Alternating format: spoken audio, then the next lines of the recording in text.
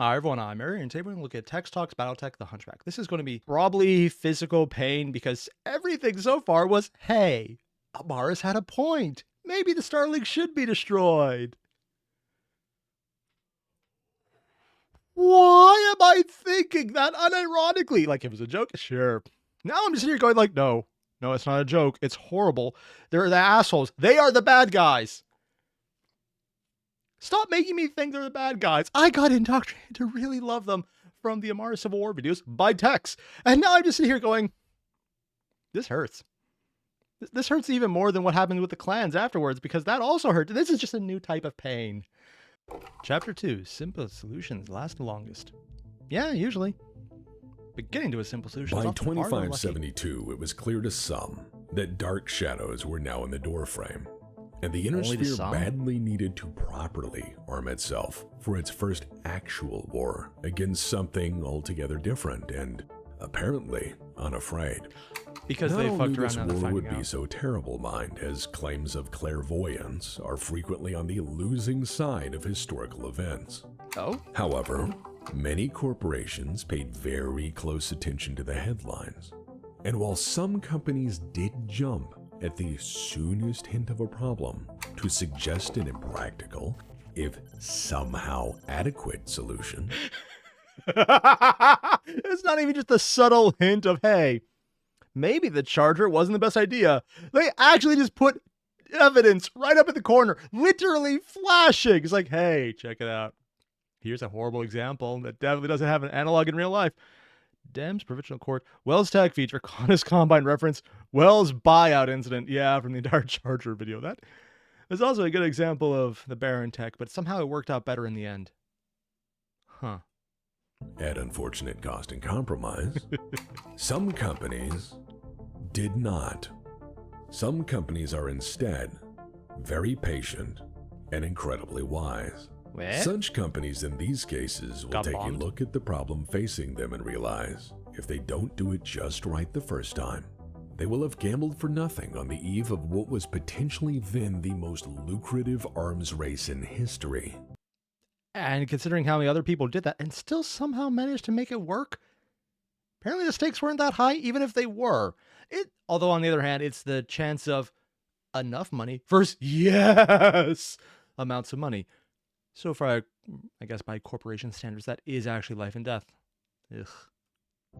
With the time horizon I love of a weapon shooting war pictures. rapidly approaching, it was obvious that any major project or build So cool. would have perilously little time to get things right, if at all. The client's needs in this case were readily apparent regardless of the client's awareness of them. The Starlink badly needed a frontline mech that was uncomplex.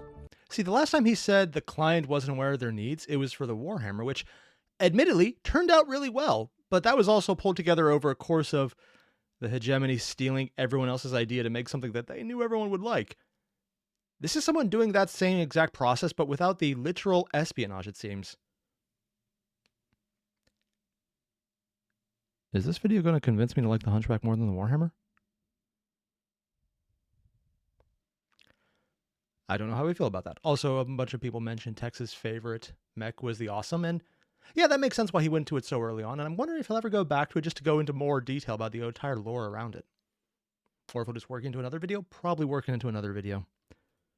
Hard-hitting, and most of all cheap enough to actually mass Love this procure art. for the inevitable attrition versus a peer or near-peer opponent. Judging by the news Come on, you need to cycle, get more of it these appeared pictures, like everyone actual else physical also needed prints. the very same machine at the very same time for probably the very same Doms reasons. to stay. This was to be a mech that was likely to fight in built-up city areas in Oh. close combat, as I don't know which mech that is. Because there's a few I think it could be, but I don't know any that quite look like that. And then there's always the artistic sensibility aspect, and I'm kind of pulling a blank on this one. Because of the dome head, I was thinking it might be a Cyclops, but that doesn't really fit either. Huh. most problems with dropping mechs on a planet over typically fall into the category of heavy planetary scale industrial sites or built-up civil infrastructure. As a dedicated street fighter, It did not need to focus on any sort of long-range offensive or defensive systems, and thus could afford to be very simple and straightforward in design. It did not need to be stealthy or even particularly fast. I know someone's going to say the Raven, but I don't get the idea of how mechs can be stealthy. And again, I know people keep saying the Raven, but maybe I've just never seen it used in such a way that it actually works out that way. It did not need to find targets or scout for trouble. It had only to live long enough in combat to have an empty gun. Ooh, I love this design. Sorry, I've seen so many mechs where it's like, okay, we got the gun here and that other thing on the side. I've never seen them drawn in such a way where they actually had the missiles flanking the actual AC, or the cannon at least. Oh, dude. I know it's artistic flair, unless that's a much smaller gun than I'm thinking, but I don't care because that looks so freaking cool. I need to play more Mech Warrior. Armor Core 6, it gets you so far, but then you just want the actual full-on yes of being in the cockpit. And then perhaps prove itself useful afterward. It was a simple solution in design, but it was in need of an efficient industrial partnership to have a decent shot at mass manufacture in order to establish a market share before the war started. They didn't get screwed over? Thus, the collaborative engineering team of Komi and Nissan General Industries joined forces to make the attempt under such a presumed deadline.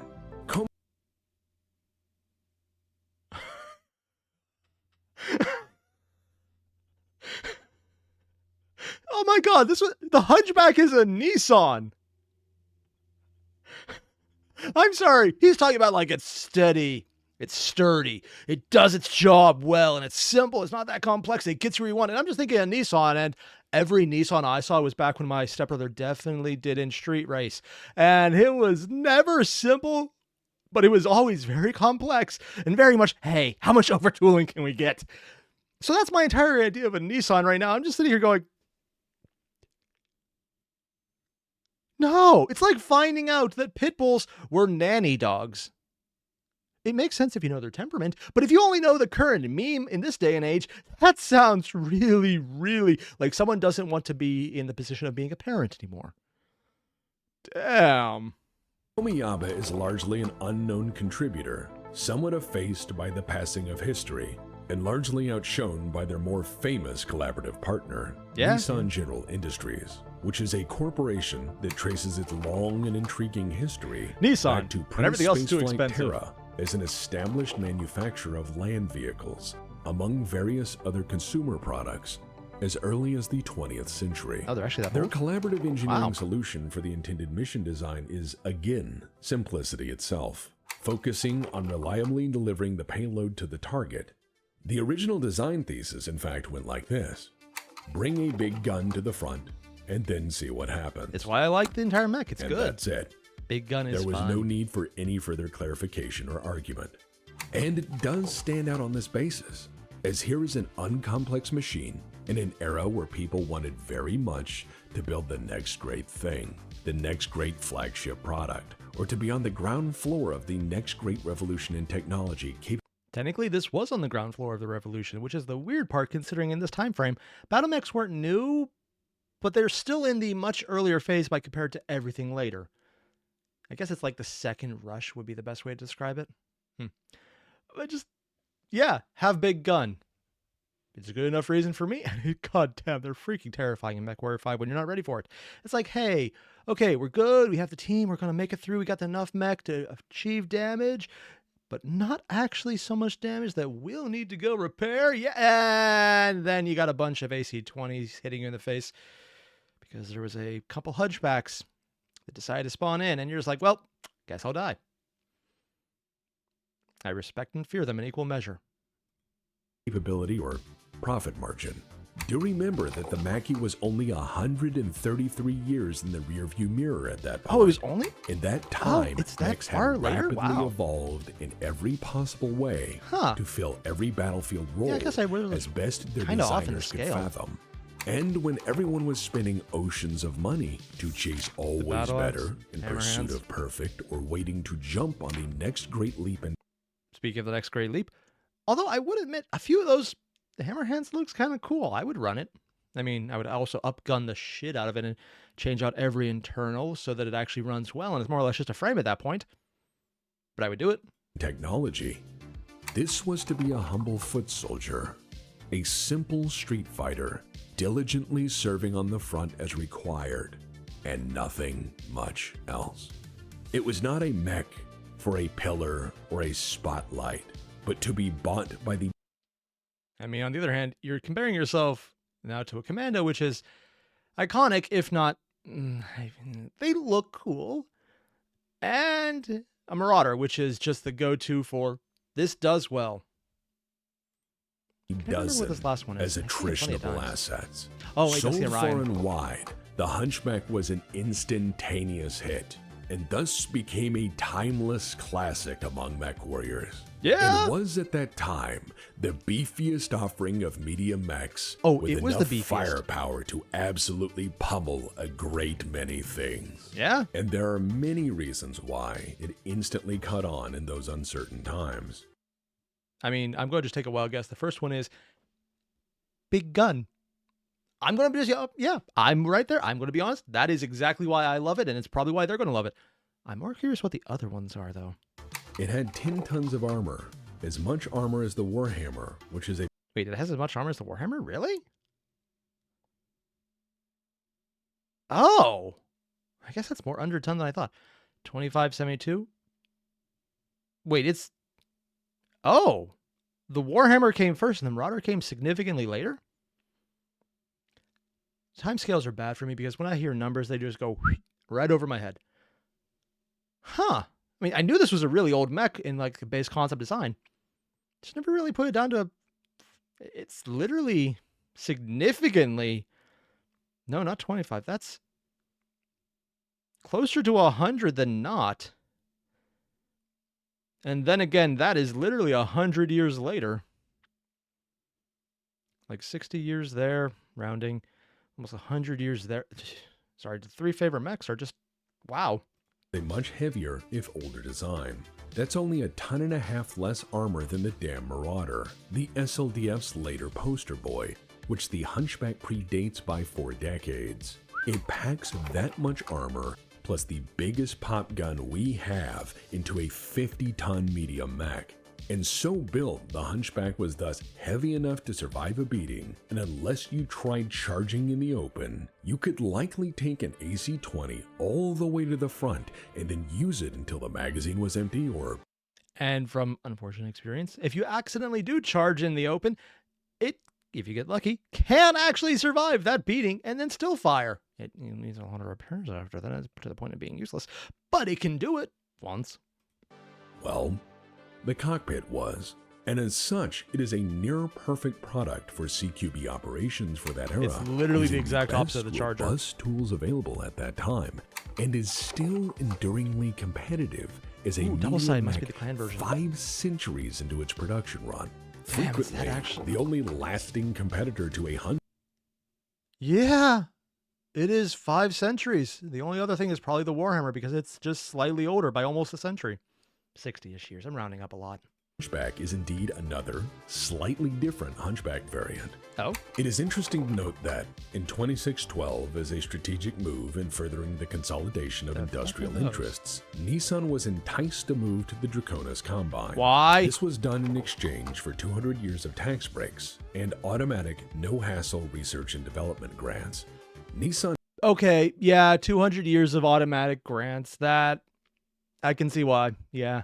Smart move on their point because any deal they get is going to get better for them as time goes on because those tax breaks will probably get less and less of an issue as things just get bigger and bigger, especially if they manage to keep them to the same level they initially agreed on. Did this in exchange for 75% of their total industrial production output. Perhaps you are not understanding the gravity of that statement. So let me phrase it like 75% this. is a lot, though. The Hunchback was such a big deal when it came out that it was not just a mere weapon system of high quality and good value. The Hunchback cast such an enormous shadow when it was introduced that it was by design and great effort even 30 years after its production run had started, directly incorporated as part of Kurita's overall industrial defense strategy. So keep in mind, In this early era of mechs, the Hunchback was, for a time, a House Kurita flagship export product. Huh. I have absolutely no idea how to rationalize that away, because I want to rationalize that away, but I can't. Because it's meaning I have to say something I don't usually say. Kurita made the right choice. And it's good, and how did they move from getting something that just is so good compared to its weight class to mechs that are there? They got better sometimes, they look cool, and then this thing is just, it's so freaking good, man. This is interesting as it marks an early attempt at House Kurita to directly bolster their domestic mech industries and provided a model for future industrial partnerships, which would cause difficulties for them down the road. Oh. However, with significant Yeah, so this was the good idea that made them think they had the right idea, and then they fucked up with the Chargers company. Yeah, so all the good news they did was then, okay, yeah, this makes a lot more sense in hindsight. They're also doing the throw everything at the wall option and letting previous success correlate to believing that future success is guaranteed, probably. Success bias is actually a thing that happens. When you do something right once, you figure out, yay, maybe I understand this. Also, I'm not sure if I meant to say hey or yay there. Let's go with both.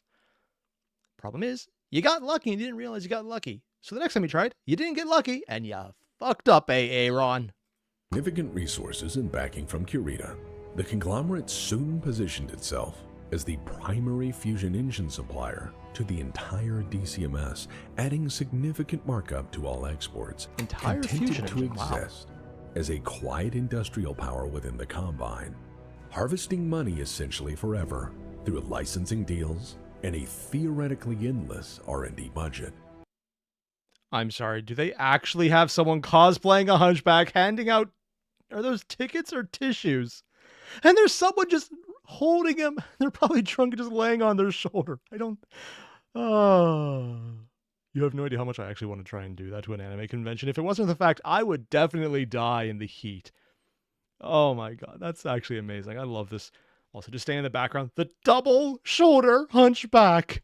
It's so cool. Favoring profitability over proliferation concerns, House Kurita ensured the Hunchback was one of the greatest defense export products of all time. Yeah. That is until the original factory was destroyed, but there was a lot of that during the Succession War. Yeah. However, due to the pervasive proliferation of the Hunchback's production design, numerous licensed satellite facilities, and many external industrial cooperatives, So they weren't just and there. thus massive secondary market support, the destruction of the original production line had no lasting effect on the overall availability of the Hunchback. Now that is actually impressive, considering the entire story of the Succession Wars was, and then we had something great, and it was destroyed by the people who realized it was going to be something great, shooting them in the face. And then it went back and forth until there's nothing left. That's the Succession Wars in a nutshell, unfortunately. The fact that they made it through with no lasting damage to the destruction of the production line, specifically the main one, means they had either built out the other ones, or it's like this is a really durable mech, known for being really durable, that actually holds up to that standard. So, you know, it's a lot of parts because it survives well, and it's a lot of production because it was heavily leveraged by Kurita. It's basically kind of like the Honda approach, oddly enough. It's good enough. It's solid, and there's a lot of replacement parts, so you won't have to do the BMW thing of selling your kidney to afford any replacements. Don't even get me started on that one. That was a horrible experience. I'm not going to talk about it. And unlike Wellstech, Nissan had already diversified itself into numerous other industries, so they fusion engine largely problem. didn't notice either. To discuss the machine What were the itself other in things? detail, we have to try to examine the minds of those most devoted to this simple walking gun Big platform. gun, don't die. We must examine the die-hard Hunchback pilot who will choose to pilot their machine above any other choice in any circumstances permitted. It is they who have ensured this machine is, among their devoted number, the greatest of the Inner Sphere Street Fighters. Yep. So to do this justice, we must now break down the very strange subject of Hunchback Orthodoxy. Oh? Hunchback I'm sorry, is that a hunchback shredding on a guitar in street art? I have no idea if this is something that was computer generated or someone actually did a physical painting of it. Oh yeah, it's also shooting at the same time. I absolutely love this, and I want to believe this is a physical bit of art they got a really good picture of, because this is absolutely insane, and I love every second of it. Dude.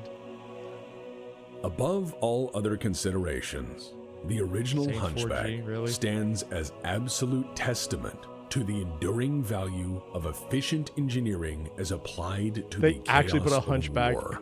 in freaking First and robes. foremost, the Hunchback is an eternally reliable machine, and certainly more than brawny enough to do what it promises, which is to march forward and shoot until the gun is empty.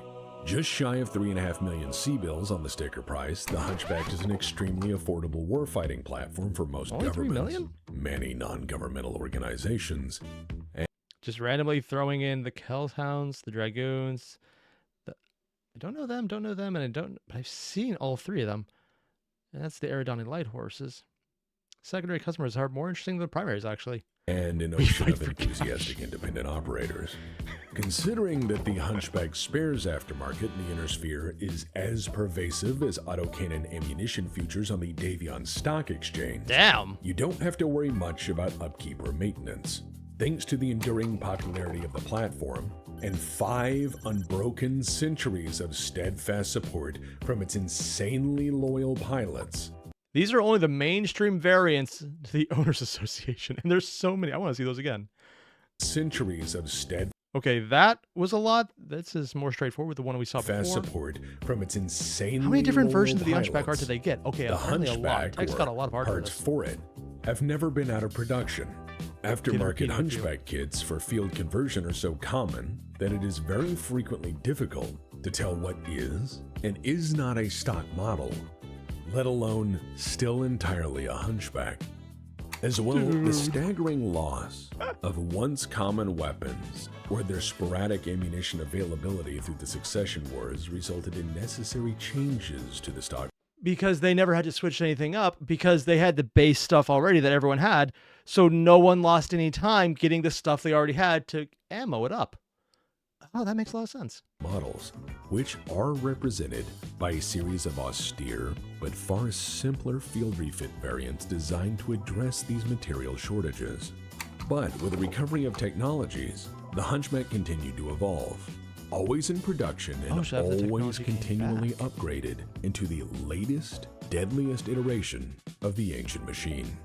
The Hunchback is thus a survivor, one which is provably flexible enough to adapt to both the realities of conflict and material shortages by being the one eternally reliable piece of equipment in any inventory which requires no advance instruction in order to use more or less as intended. It almost sounds like he's describing the mixture of a Warhammer and a Charger. The Warhammer because it's just good at what it does well, and the Charger because it somehow manages to survive despite every stupid piece of shit thrown at it, including the pilots who are absolutely batshit insane. Because the Charger was a very solid body with very dumb everything else, and the Warhammer is just really good ideas that work solidly if you use them correctly. Hunchback seems to be that middle ground of it's a very durable mech that just kind of works.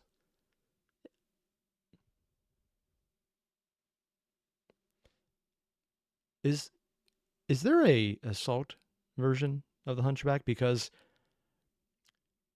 unless it's really fucked up as a bad variation like some of the other ones we've seen, I would love to see a Hunchback at the assault weight class that punched above its own weight class, because at that point, that's a super heavy and all but name, and I really would like that. As such, the Hunchback pilots themselves are a strange breed, wholly dedicated to maintaining the is privacy actually a of cool the helmet. Hunchback as Most of them king are of not. street fighting, and potentially many other arenas, because they are different sorts than most. To them, this machine is not about subtlety, so you cannot simply drive a hunchback. What? You must drive one well. You must possess earth-shattering style. You must leave a mark that cannot be disputed. Well-behaved people sell. Wait. Is this the JoJo mech? Oh my god! It's earth-shattering style. This is literally the JoJo mech. Oh my god. I don't even... history. What? And so hunchback pilots are a different breed altogether. As such, the leading figures within the hunchback community enforce a rather strict pecking order of what is best and even what is and is not a proper hunchback at all. Thus, we arrive at the subject of hunchback orthodoxy. This is a very serious issue among the Wait for the flash. If lost, return to Vincent, Military Depot 13. Oh yeah, because texted Space Station 13, so that's probably his depot in Vincent. Hunchback pilots, and is fairly contentious as a subject among their number, as they are a very dangerous people to underestimate or offend individually, because they have let a hunchback. alone on a regimental scale. I will do my best to explain all positions and offer perhaps my own, Just one if guy so pick us allowed. off.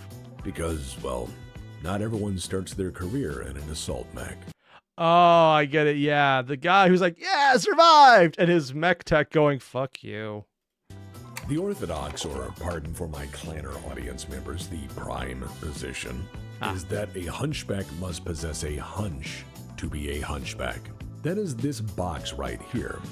The Covering the head, purest yeah. hunchback orthodoxy requires that this box must contain a big gun.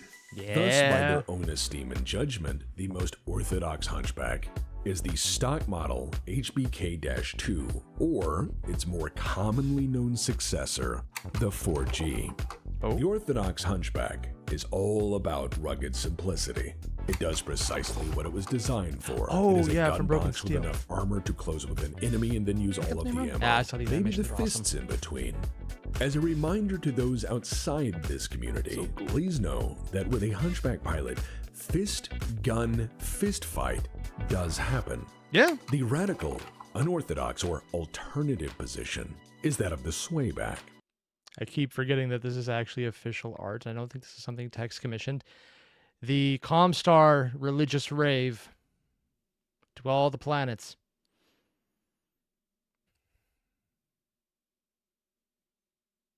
Yeah. Some of the art was weird as fuck, man.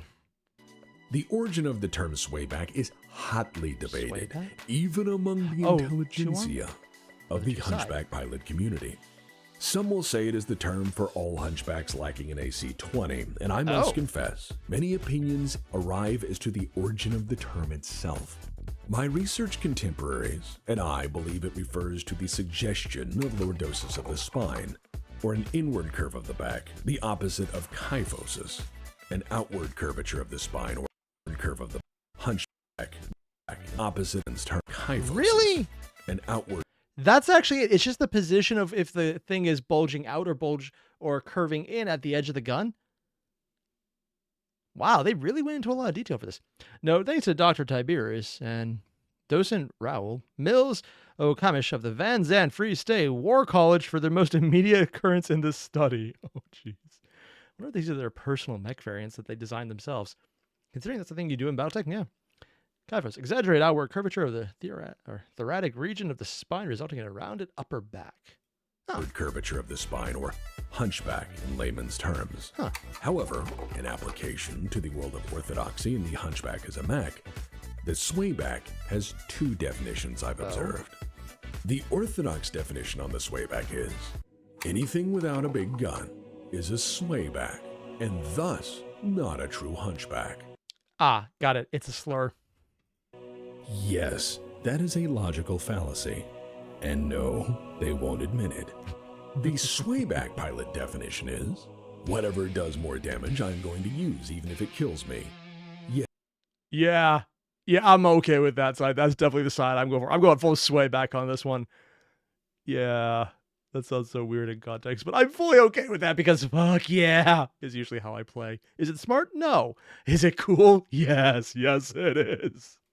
Yes, it is a statement born from an act of rebellious apparently impulse this to was actually nonconformity digital or art. gracious, free-spirited artistic license as expressed in violent overtures of light love and this. warheads. No, want they this. won't admit to that either. If this argument between prime modus of dispatching enemies is most tiresome, worry not, as that means you're probably not a hunchback pilot, and none of this madness will make any appreciable sense anyhow. For those of you drawing lines in the sand, however, welcome to your tribe. The lines between them can blur even to a veteran of the machine, as each model will undoubtedly have its own unique field refit sub-variant created by an insane hunchback pilot trying To avoid injury, install munitions only in locations that are not the feetsies. Failure to do so will void your hunchback warranty.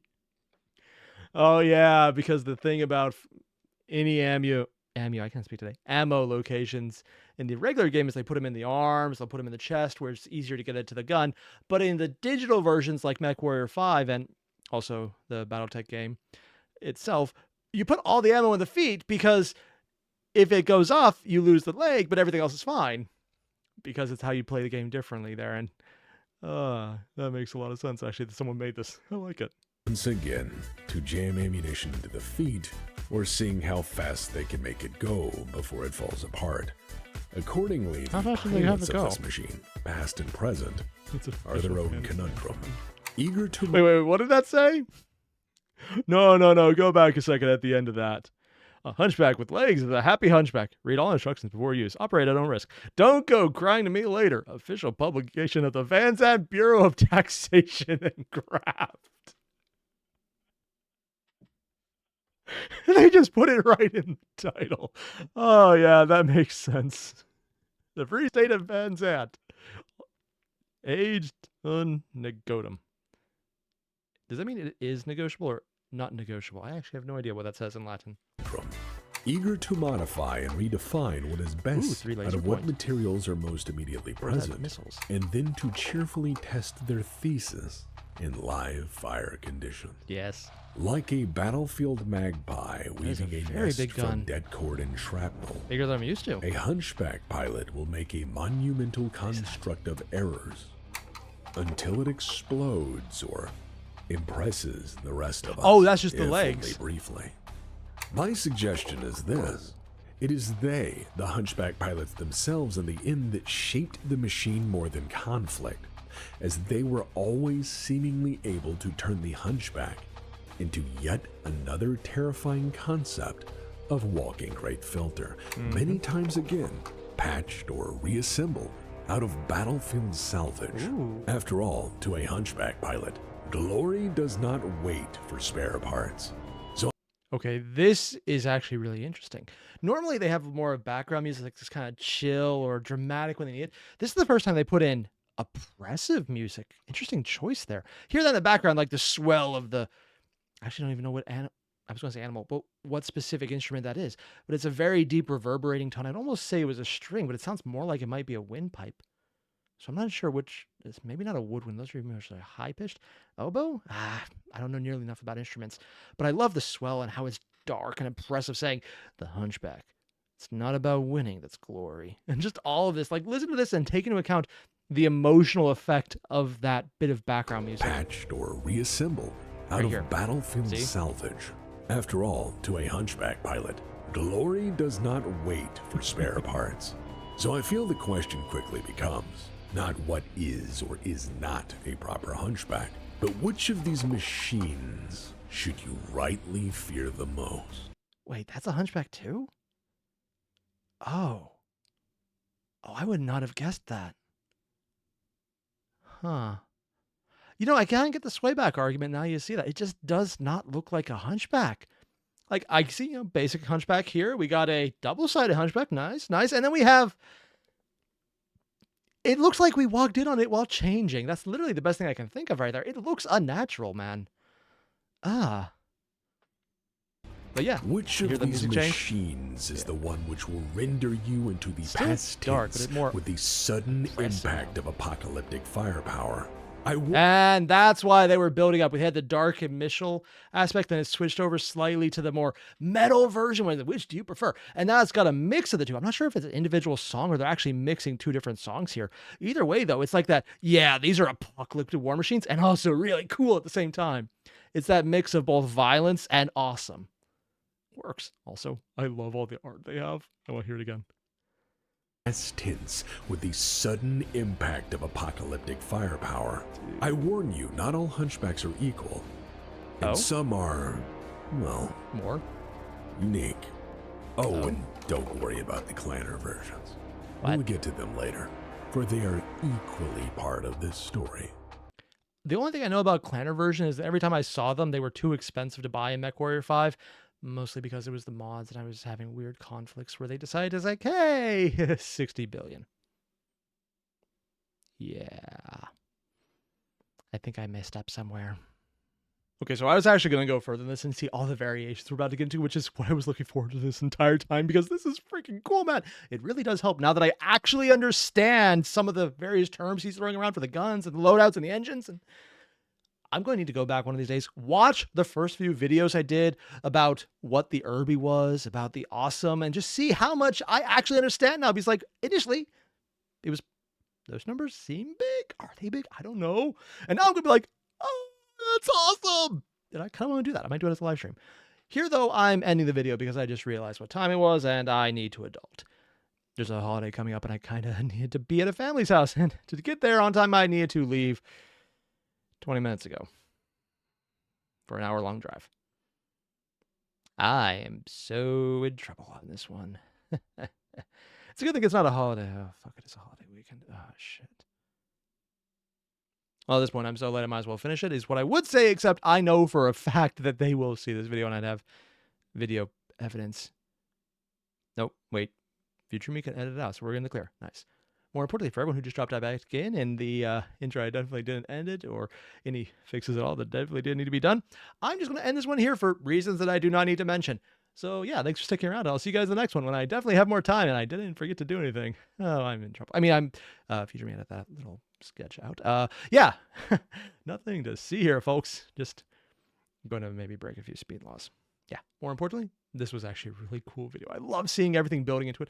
I actually really liked the various art, actually. The art in this was such a massive standout, especially when you had like the Swayback. It was like, yeah! And then we had the Orthodox one. It was completely a different style, but in the same piece. And like, you know what? In terms of art, that's downright impressive. I'm actually very impressed. So yeah, if you haven't already, link below. Video, hit it up. I'll see you guys in the next one. Adios.